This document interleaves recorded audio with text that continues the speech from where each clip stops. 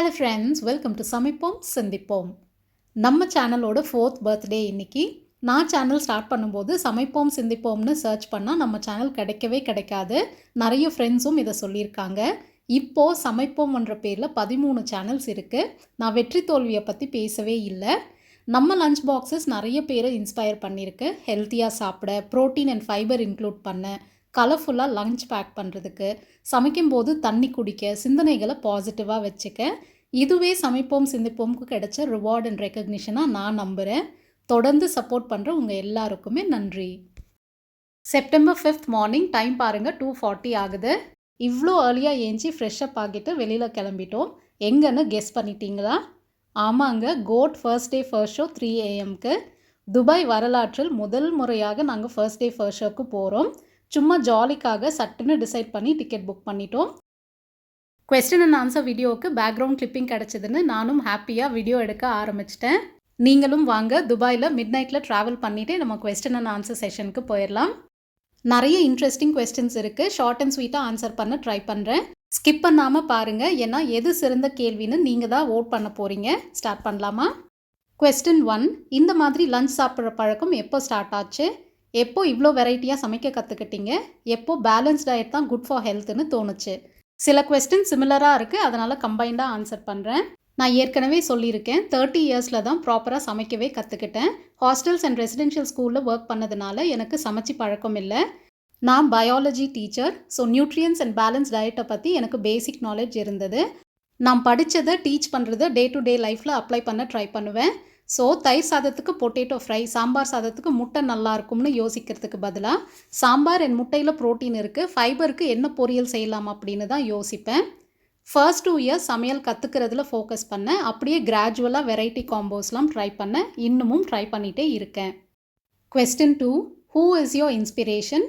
உங்கள் role model யார்? சூப்பராக பேசுகிறீங்க, மோட்டிவேட் பண்ணுறீங்க, உங்கள் இன்ஸ்பிரேஷன் யாருன்னு கேட்டிருக்கீங்க. நான் ரொம்ப ஈஸியாக இன்ஸ்பயர் ஆவேன். ரோல் மாடல் அப்படின்னு ஒருத்தரை சொல்ல முடியாது. தைரியம் அண்ட் இண்டிபெண்ட்டாக இருக்கிறதுக்கு அம்மா தான் ரோல் மாடல். ரெஸ்பான்சிபிலிட்டி அண்ட் கமிட்மெண்ட்டுக்கு அப்பா. குக்கிங்க்கு பாட்டி, எங்கள் அப்பாவோட அம்மா. அட்ராக்டிவாக பிளேட்டிங் பண்ணுறதுக்கு master chef Australia. Family budget மேனேஜ்மெண்ட்டுக்கு எங்கள் அம்மம்மா. படிப்புக்கு என்னோடய ஸ்கூல் பிரின்சிபல். கிளியராக பேசுகிறதுக்கு நான் ஒர்க் பண்ண ஸ்கூலோட பிரின்சிபல். பப்ளிக் ஸ்பீக்கிங்க்கு பட்டிமன்றம் Bharathi Baskar ma'am and Suki Sivam sir. இப்படி சொல்லிகிட்டே போகலாம். என் ஸ்டூடெண்ட்ஸ் கிட்ட இருந்து கூட நான் நிறைய கற்றுப்பேன். அவங்களும் எனக்கு இன்ஸ்பிரேஷன் தான். மோட்டிவேட் பண்ணுறது நான் எக்ஸ்பீரியன்ஸில் கற்றுக்கிட்டது. நாம் சொல்லி கொடுத்த பாடத்தை ஸ்டூடெண்ட்ஸ் ஈஸியாக மறந்துடுவாங்க. ஆனால் நாம் அவங்கள மோட்டிவேட் பண்ணி கான்ஃபிடென்ஸை பில்ட் பண்ணால் எத்தனை வருஷம் ஆனாலும் மறக்கவே மாட்டாங்க. உங்களை மாதிரி ஒரு டீச்சரை இன்னமும் நான் மீட் பண்ணலைன்னு பல வருஷம் கழித்து ஸ்டூடெண்ட்ஸ் சொல்லும்போது அவ்வளோ சந்தோஷமாக இருக்கும். ஸோ டீச்சர்ஸ், உங்கள் நல்ல வார்த்தைகள் அண்ட் வேல்யூஸை வச்சு ஸ்டூடெண்ட்ஸை இன்ஸ்பயர் பண்ணுங்கள். கொஸ்டின் 3, ஒர்க் நிறைய இருந்தாலும் தொடர்ந்து சலிக்காமல் எப்படி குக் பண்ணுறீங்க? எப்படி வெரைட்டியாக செஞ்சுட்டே இருக்கீங்க? ரொம்ப சிம்பிளுங்க, பிகாஸ் ஐ லவ் குக்கிங். நமக்கு ஒரு விஷயம் பிடிச்சிருச்சுன்னா அது எவ்வளோ செஞ்சாலும் போர் அடிக்காது. குக்கிங் நான் ஒரு வேலையாக பார்க்கல, ஒரு விளையாட்டாக தான் பார்க்குறேன். டீச்சிங் என்னோடய first love. Time table, test, எக்ஸாம்ஸ்னு கண்டிஷன்ஸ் இல்லைனா ஹாப்பியாக டே ஃபுல்லாக டீச் பண்ணிகிட்டே இருப்பேன். டீச்சிங்னு நான் சொல்கிறது புக்ஸில் இருக்கிற சப்ஜெக்ட் மட்டும் இல்லை. குக்கிங் என்னோட செகண்ட் லவ். அதில் நிறைய எக்ஸ்பெரிமெண்ட் பண்ணணும். பிடிக்காத ஒரு வெஜிடபிளை எப்படி செஞ்சால் சாப்பிடுவாங்க? உப்மாவை எப்படி ஹெல்த்தியாக செய்கிறது? ஆயில் இல்லாமல் குழம்பு செய்ய முடியாதா என்ன? இந்த மாதிரி யோசிச்சு பாருங்கள், வெரைட்டியாக நீங்களும் சமைக்கலாம். பிரியாணியாக இருந்தாலும் ஒரே மெத்தடில் செய்கிறது எனக்கு போர் அடிக்கும். அதான் நம்ம சேனலில் நிறைய வெரைட்டிஸ் ஆஃப் பிரியாணி இருக்குது. காலையில் 1.5 hours தான் என்னோடய குக்கிங் டைம். அந்த டைமில் வேறு எந்த வேலையும் செய்ய மாட்டேன். என்னை யாரும் டிஸ்டர்பும் பண்ண மாட்டாங்க. கொஞ்சமாக சாப்பிட்டாலும் வெரைட்டியாக சாப்பிடணும், அதான் என்னோட பாலிசி. கொஸ்டின் 4, டைம் மேனேஜ்மெண்ட் பற்றி கேட்டிருக்கீங்க. குக்கிங் விளாக்ஸில் டிப்ஸ் சிலது ஷேர் பண்ணியிருக்கேன். லிங்க் டிஸ்கிரிப்ஷனில் இருக்குது, செக் பண்ணி பாருங்கள். கொஸ்டின் 5, ரொம்ப இன்ட்ரெஸ்டிங்கான question. How to stay consistent, self disciplined and motivated? உங்கள் கோல் என்னன்னு கிளாரிட்டி இருக்கான்னு யோசிச்சு பாருங்கள். என்னோட கோலில் எனக்கு கிளாரிட்டி இருக்குது. ஸ்டூடெண்ட்ஸ்க்கு சப்ஜெக்டோட சந்தோஷமான லைஃப் லீட் பண்ணுறதுக்கும் சொல்லிக் கொடுக்கணும். நீடி ஸ்டூடெண்ட்ஸ்க்கு நான் ஏர்ன் பண்ணுற காசில் ஹெல்ப் பண்ணணும். அதுக்காக டியூஷன்ஸ் எடுக்கிறேன், கரியர் கைடன்ஸ் பண்ணுறேன். யூடியூப் வழியாக உங்களை மாதிரி நல்ல கம்யூனிட்டியை பில்ட் பண்ணுறேன். சேனல் வளர வளர நிறைய ஸ்டூடெண்ட்ஸை ரீச் பண்ண முடியும். டீச்சிங் சேனல் ஸ்டார்ட் பண்ணி ஃப்ரீயாக டீச் பண்ணுவேன். வர இன்கமில் ஸ்டூடெண்ட்ஸை படிக்க வைப்பேன். நல்ல கரியர் கைடன்ஸ் கொடுத்து லைஃப்க்கு தேவையான ஸ்கில்ஸ் சொல்லிக் கொடுத்து சக்ஸஸ்ஃபுல் லீடர்ஸை உருவாக்குவேன். இதெல்லாம் என்னோட டியூட்டியாக நினைக்கிறேன். இதுக்கு டே ஃபுல்லாக நான் வேலை செய்யணும், நிறைய கற்றுக்கணும், மோட்டிவேட்டடாக இருக்கணும். அஃப்கோர்ஸ் எனக்கு ஹெல்த் இஷ்யூஸ் இருக்குது, ஃபேமிலியை பார்த்துக்கணும், அடிக்கடி பிரேக் எடுத்துப்பேன். வீக்லி 1 டே ஆவது லேசியாக படுத்துகிட்டே இருப்பேன். But next day I am back to normal because I have a big responsibility. இது யாரும் எனக்கு கொடுத்த வேலை இல்லை, நானே சூஸ் பண்ண பாத். இதெல்லாமே நடக்குமா இல்லையான்னு கூட எனக்கு தெரியாது. இதுவே என்னோட கடைசி நாளாக இருந்தாலும் என்னோட கோலை ரீச் பண்ணுறதுக்கான பாதையில் தான் நான் முன்னேறிட்டே இருந்தேன் அப்படின்ற சாட்டிஸ்ஃபேக்ஷன் எனக்கு இருக்கும். ஸோ உங்கள் கோல் என்ன? ஜஸ்ட் ஃபேமிலி, ஜாப், குழந்தைங்களோட ஃப்யூச்சர்? சிந்திப்போம். கொஸ்டின் 6, மூவிஸ் பார்ப்பீங்களா? Favourite 90s movie and recent movies? நான் நிறைய பார்ப்பேன். வீக்கெண்ட்ஸில் அதான் எங்களுக்கு பெரிய என்டர்டெயின்மெண்ட். தியேட்டரில் போய் பார்க்குறது 3 or 4 மூவிஸ் per year தான். எனக்கு இந்த கமர்ஷியல் மூவிஸ், வயலன்ஸ்லாம் சுத்தமாக பிடிக்காது. சிம்பிளாக யதார்த்தமான மூவிஸ் தான் பிடிக்கும். வினோதய சித்தம் ரொம்ப ரசித்து பார்த்த படம். நாம் இல்லைனாலும் எல்லாமே நடக்கும் அப்படின்ற டிட்டாச்மெண்ட் கான்செப்டில் சூப்பராக இருந்தது. நான் அந்த மூவி ரிவ்யூ கூட ஷேர் பண்ணியிருந்தேன். ஃபேன் ஃபாலோயிங், ஹீரோ வர்ஷிப்பும் எனக்கு சுத்தமாக பிடிக்காது. நல்ல ஆக்ஷனை கண்டிப்பாக ரசிப்பேன். Thambi Ramaiah sir, Azhagam Perumal sir, MS Bhaskar sir, Manikandan இவங்க எல்லாரோட ஆக்ஷனும் எனக்கு பிடிக்கும். கமெண்ட்ஸில் யாராவது என் பொண்ணு உங்களோட ஃபேன், நான் உங்களோட ஃபேன் அப்படின்னு சொன்னாலும் எனக்கு பிடிக்காது. எப்படி ரிப்ளை பண்ணுறதுன்னு தெரியாது. வார்த்தைகள் அண்ட் செயல்களை அட்மயர் பண்ணுங்கள். பிளைண்டாக யாரையுமே 100% ஃபாலோ பண்ணாதீங்க. கொஸ்டின் 7, இவ்வளோ அறிவு, திறமை எல்லாமே அம்மா ஒரு அப்பா கிட்ட இருந்து வந்ததா? முதல்ல நான் அவ்வளோ அறிவாளிலாம் கிடையாதுங்க. 2 பேருமே காரணம். நான் வளர்ந்த சூழ்நிலை, சொசைட்டி, ஹாஸ்டல் லைஃப், படித்த புக்ஸ், ஒர்க் பண்ண ஸ்கூல், ஸ்டூடெண்ட்ஸ் இவங்க எல்லாருமே காரணம். நான் எனக்கு உண்மையாக இருப்பேன். அதனால் வார்த்தைகள் மனசுல இருந்து வரும். அது உங்களுக்கு அறிவுபூர்வமாக தெரியலாம். எதுவுமே தெரியாதுன்ற தாட் இருந்துகிட்டே தான் இருக்கும். அப்போ தான் நிறைய விஷயங்கள் கற்றுக்க முடியும். கொஸ்டின் 8, ஃபேமிலியில் எல்லாத்தையும் எப்பையும் சாட்டிஸ்ஃபை பண்ண முடியல, எப்படி பண்ணுறது? ஐடியாஸ் சொல்லுங்கள். நீங்களே சொல்லிட்டீங்க, பண்ணவே முடியாது, பண்ணவும் கூடாது. மற்றவங்கள சாட்டிஸ்ஃபை பண்ணுறது நம்ம வேலை இல்லைங்க. ஹஸ்பண்ட் ஒரு குழந்தைங்கள கூட ஹாப்பியாக வச்சுக்கணும் அப்படின்றதுக்காக ஒரு வேலை செய்யக்கூடாது. பாசத்தோடு அவங்களுக்கு சமைக்கணும், ஹெல்ப் பண்ணணும். அதில் அவங்க சாட்டிஸ்ஃபை ஆகலைன்னா அது அவங்களோட ப்ராப்ளம். எனக்கு பிரியாணி வேணும்னு கேட்டால் எனக்கு செய்ய முடிஞ்சாதான் செய்வேன், இல்லைனா நெக்ஸ்ட் வீக் செய்கிறேன்னு கிளியராக சொல்லிடுவேன். நான் ஒரு வாட்டி நோ சொல்லிட்டா நோ தான். எத்தனை வாட்டி கேட்டாலும் அந்த பதில் மாறாது. நம்மளோட பவுண்ட்ரிஸை கிளியராக செட் பண்ணிட்டோம்னா ஃபேமிலி மெம்பர்ஸ் புரிஞ்சுப்பாங்க. பட் நாம் அதை ஜென்யூனாக செய்யணும். மொபைலில் ஸ்க்ரோல் பண்ணிவிட்டு எனக்கு டயர்டாக இருக்குது, நான் சமைக்கலை அப்படின்னு சொல்லக்கூடாது. உண்மையாகவே முடியலன்னா அவங்களும் புரிஞ்சு நடந்துப்பாங்க. சில பேர் எது செஞ்சாலும் குறை சொல்லிகிட்டே இருப்பாங்க. என் ஹஸ்பண்ட் ஒரு வாட்டி ஃபிஷ் ஃப்ரை எப்படி செஞ்சாலும் குறை சொல்லிகிட்டே இருந்தார். ஃபிஷ் ஃப்ரை எனக்கு செய்யவே தெரியாது, நீங்களே செய்யுங்க அப்படின்னு க்ளீன் பண்ண ஃபிஷ்ஷை கையில் கொடுத்துட்டு நான் ரிலாக்ஸ் பண்ணிட்டேன். அதோட கம்ப்ளைண்ட் பண்ணுறதை நிறுத்திட்டாரு. நம்ம சொசைட்டியில் மட்டும்தாங்க பெண்கள் பெஸ்ட்டு ஷெஃப் மாதிரி சமைக்கணும், நல்ல வீட்டு வேலையும் செய்யணும், குழந்தைங்களையும் பார்த்துக்கணும், வீட்டோட பெருமையும் காப்பாற்றணும்னு எல்லா ரெஸ்பான்சிபிலிட்டிஸும் நம்ம தலையிலேயே வச்சுருவாங்க.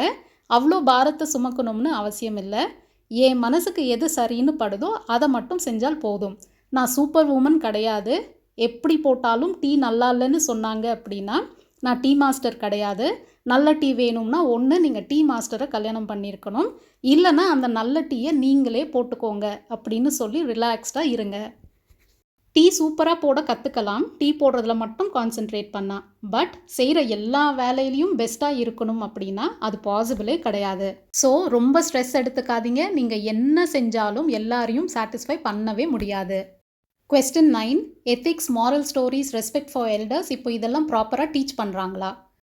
S, moral education, value education இப்போவும் டீச் பண்ணுறாங்க. பட் ப்ராப்பராக செய்கிறாங்களா அப்படின்னு சொல்ல முடியாது. ஏன்னா மாரல் சயின்ஸ் மார்க்ஸ் பெருசாக கவுண்ட் ஆகாது. மார்க்ஸ் இல்லைன்னா நம்ம படிக்கவும் மாட்டோம், அது சீரியஸாக டீச்சும் பண்ண மாட்டோம். நான் மாரல் சயின்ஸ் கிளாஸஸ்லாம் ரொம்ப கமிட்டடாக எடுத்திருக்கேன். எந்த சப்ஜெக்ட் டீச் பண்ணாலுமே அதோட வேல்யூஸ் டீச் பண்ணுறது என்னோட பழக்கம். ஏன்னா நான் பிஎட்டில் வேல்யூ பேஸ்ட் எஜுகேஷன் ஒரு சப்ஜெக்டாகவே படிச்சிருக்கேன். ஒவ்வொரு லெசன் பிளான்லேயும் அந்த கிளாஸில் என்ன வேல்யூ சொல்ல போகிறோம் அப்படின்றதையும் எழுதணும். அதனால தான் சிந்திப்போம் அப்படின்னு ரெசிபி வீடியோஸ்லேயும் சொல்கிறேன். ஸ்கூலில் சீரியஸாக டீச் பண்ணுறாங்களோ இல்லையோ, வீட்டில் நாம் டீச் பண்ணணும். ரெஸ்பெக்ட் ஃபார் எல்டர்ஸ் ரொம்ப ஸ்ட்ரெஸ் பண்ண வேண்டாம். ஏன்னா பெரியவங்க சில பேர் குழந்தைங்கள அப்யூஸ் பண்ணுறாங்க, தவறாக நடத்துகிறாங்க.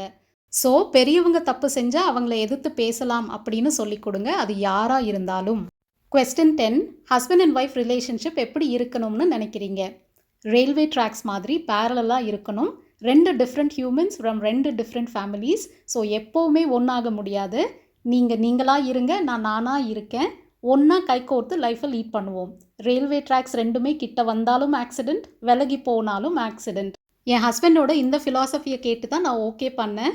ரெஸ்பெக்ட் ரொம்ப ரொம்ப இம்பார்ட்டண்ட். அடுத்தவங்கள கண்ட்ரோல் பண்ண ட்ரை பண்ணாமல் இருந்தாலே போதும், அந்த ரிலேஷன்ஷிப் நல்லாயிருக்கும். கொஸ்டின் 11. ஒரு இன்ட்ரெஸ்டிங்கான கொஸ்டின். டிப்ரெஷனில் இருந்திருக்கீங்களா? எப்படி ஓவர் கம் பண்ணீங்க? க்ளோஸ் ஃப்ரெண்ட்ஸ் பேசலைன்னா கஷ்டமாக இருக்குது, தப்பு பண்ணிகிட்டே பண்ணலைன்னு சொன்னால் ரொம்ப கஷ்டமாக இருக்குன்னு சொல்லியிருக்கீங்க. உங்கள் டிப்ரெஷன் ஃப்ரெண்ட்ஸ்குள்ளே சண்டையினால் வந்ததா அப்படின்னு எனக்கு தெரியல. மேபி நீங்கள் ரொம்ப யங்காக கூட இருக்கலாம். எல்லாருமே தப்பு பண்ணுவோம், மன்னிக்கணும்.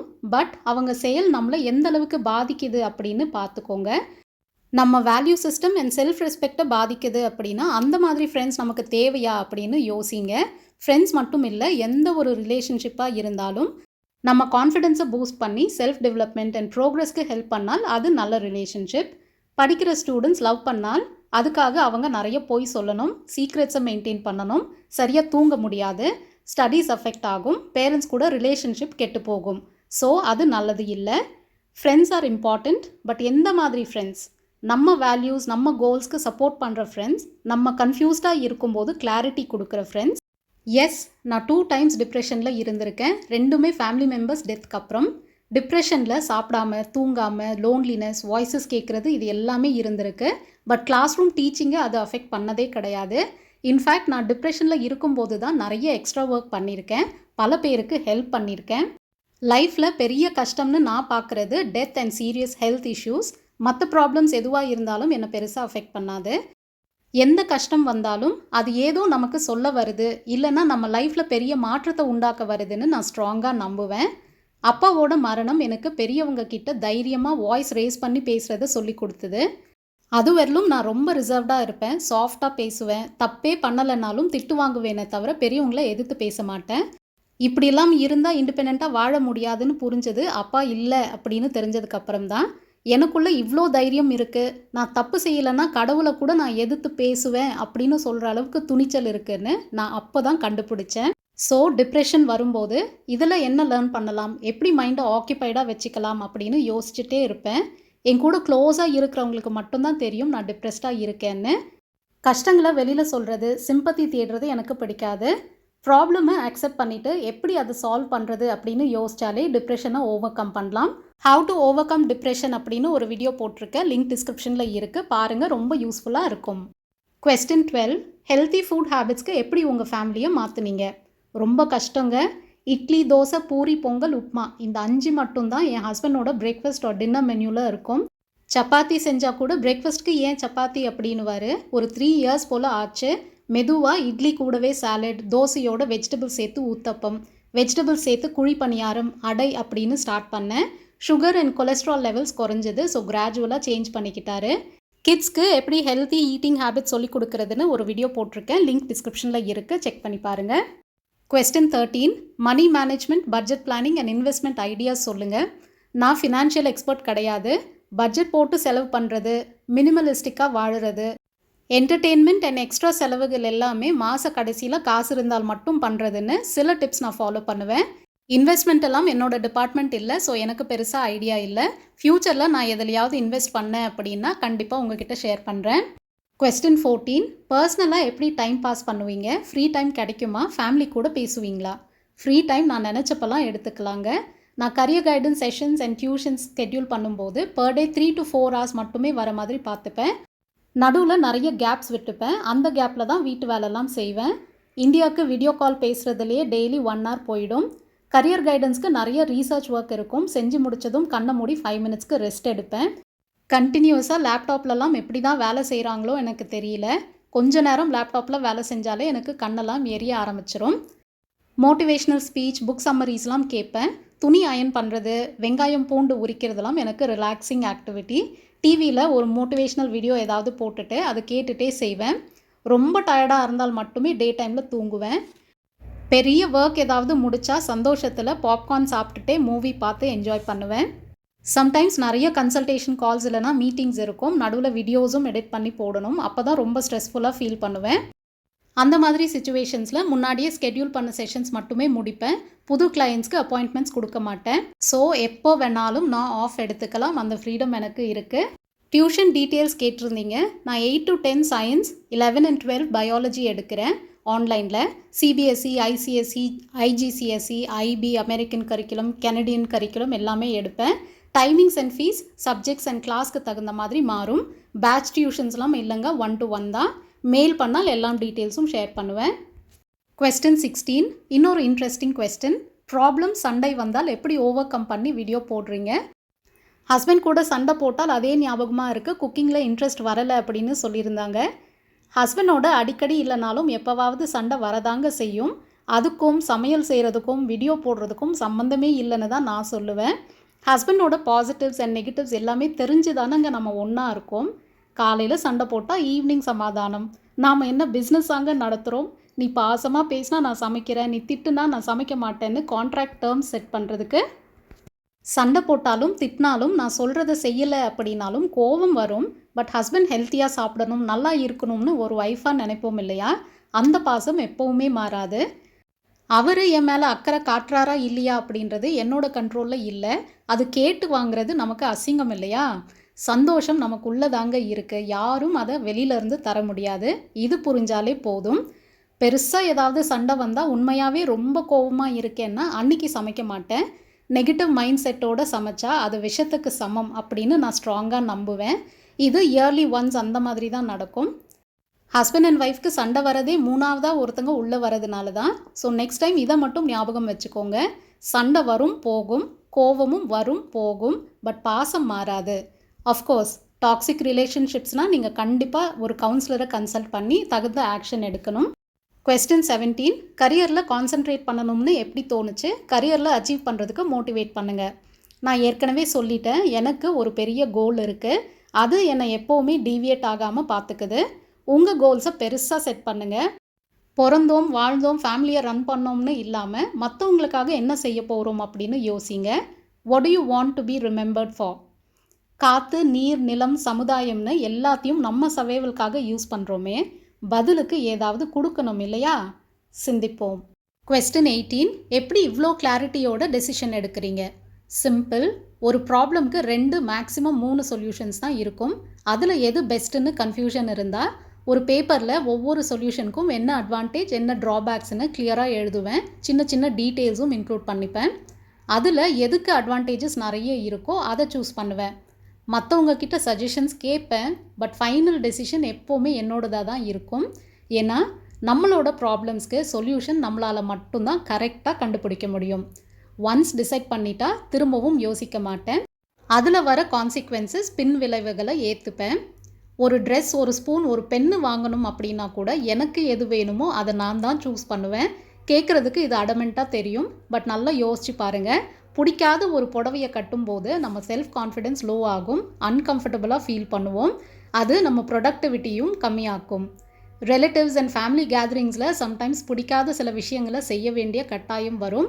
அட்ஜஸ்ட் பண்ணுவேன். பட் அதுக்கும் ஒரு லிமிட் இருக்குது. அதுக்கு மேலே முடியல அப்படின்னா முகத்துக்கு நேராக சொல்லுவேன், இதை நான் போட மாட்டேன், இல்லை செய்ய மாட்டேன் அப்படின்னு.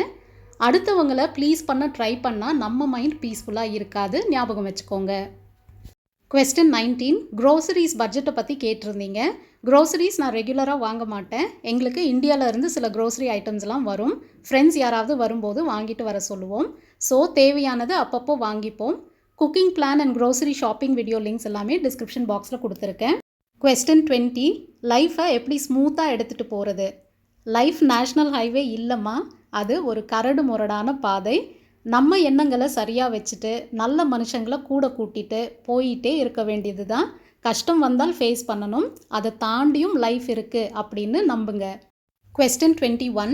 கரியர் கைடன்ஸ் அண்ட் ஃபேமிலி ரெண்டுமே சக்ஸஸ்ஃபுல்லாக லீட் பண்ணுறீங்க, எனர்ஜெட்டிக்காக இருக்கீங்க. இந்தியா வர்சஸ் துபாய் லைஃப் எப்படி இருக்குது? இவ்வளோ மெச்சூரிட்டி எப்படி? ஹவு டு டெவலப் மெச்சூரிட்டி அப்படின்னு கேட்டிருக்கீங்க. எனர்ஜெட்டிக்காக இருக்கிறது நம்மளை சுற்றி நல்ல வைப்ரேஷன்ஸ் க்ரியேட் பண்ணும். டல்லாக லேசியாக வேலை செய்கிறது எனக்கு பிடிக்காது. துருதுருன்னு இருக்கணும். நமக்கு பிடிச்சதை செய்யும்போது எனர்ஜி தானாகவே வரும். எனக்கு 43 இயர்ஸ் ஆகுது. இப்போ 2 இயர்ஸாக தான் சில ஹெல்த் இஷ்யூஸ்னால எனர்ஜி லெவல்ஸ் ஃப்ளக்சுவேட் ஆகுது. ஸ்டூடெண்ட்ஸ் அண்ட் யங்ஸ்டர்ஸ் கூட டைம் ஸ்பெண்ட் பண்ணி பாருங்கள், எனர்ஜி தானாக வரும். மெச்சூரிட்டி, எக்ஸ்பீரியன்ஸ் அண்ட் எக்ஸ்போஷர்னால தான் வருது.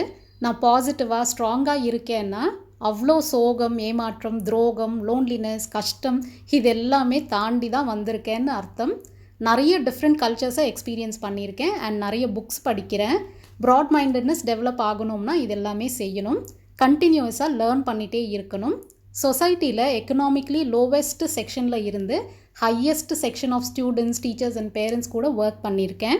கடவுள் அருளால் எனக்கு நிறைய எக்ஸ்போஷரும் கிடச்சிருக்கு. யூஎஸ், யூகே, கனடா, ஆஸ்திரேலியா, மலேசியான்னு டிஃப்ரெண்ட் கண்ட்ரீஸில் இருக்கிற டீச்சர்ஸ், ஸ்டூடெண்ட்ஸ், ப்ரொஃபஸர்ஸ் கூட நான் ஒர்க் பண்ணியிருக்கேன். டிஃப்ரெண்ட் பார்ட்ஸ் ஆஃப் இந்தியாவிலேருந்து ஸ்டூடெண்ட்ஸோடு நான் படிச்சிருக்கேன், ஹாஸ்டலில் தங்கியிருக்கேன். அந்த எக்ஸ்போஷர் டிஃப்ரெண்ட் பர்ஸ்பெக்டிவ்ஸை கொடுக்கும். நமக்கு சரின்னு படுறது அவங்களுக்கு தப்பாக இருக்கும், அவங்களோட ஹேபிட்ஸ் நமக்கு தப்பாக படும்.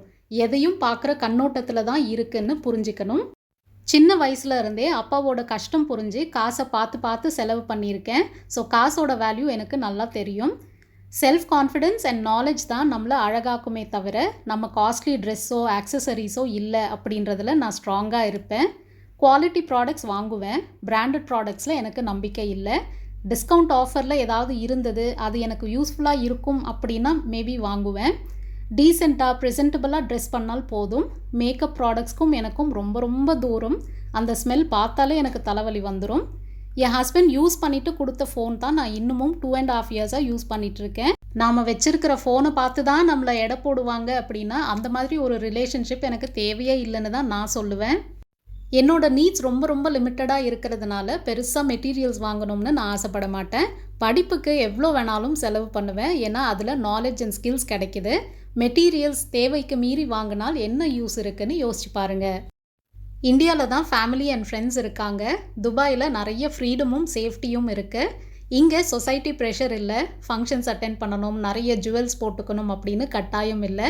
சம்டைம்ஸ் ஃபேமிலியை மிஸ் பண்ணுவேன், பட் அதர்வைஸ் இங்கே லைஃப் பீஸ்ஃபுல்லாக தான் போயிட்டுருக்கு. உங்கள் கேள்வியை ஃபுல்லாக ஆன்சர் பண்ணியிருக்கேன்னு நம்புகிறேன். கடைசி கேள்வி, சாதிக்க நினைத்தது என்ன? உங்கள் லாங் டேர்ம் கோல் சொல்லுங்கள். அதை அச்சீவ் பண்ணிட்டீங்களா, இல்லைன்னா ஏன்? நான் இதுவரையிலும் ஆன்சர் பண்ணுறதுல உங்களுக்கு என்ன தோணுதுன்னு சொல்லுங்கள். இந்த கேள்விக்கு நீங்கள் பதில் சொல்லுங்கள் பார்ப்போம். இதுவே ரொம்ப லாங்காக போயிடுச்சு. ஸோ இதோட இந்த வீடியோவை எண்ட் பண்ணிக்கலாம். நான் ஏதாவது கேள்விகளை மிஸ் பண்ணியிருந்தா ஐம் ரியலி சாரி. திரும்பவும் ரிமைண்ட் பண்ணுங்கள், நான் கண்டிப்பாக ஆன்சர் பண்ணுறேன். இந்த வீடியோ ஃபுல்லாக கம்பைல் பண்ணி போடுறதுக்கு எனக்கு 3 days ஆச்சு. தொடர்ந்து நம்ம சேனலை சப்போர்ட் பண்ணுங்கள் ஃப்ரெண்ட்ஸ். உங்கள் அன்பு அண்ட் ஆதரவுக்கு ரொம்ப ரொம்ப நன்றி. See you soon in another video. Until then, take care and stay safe.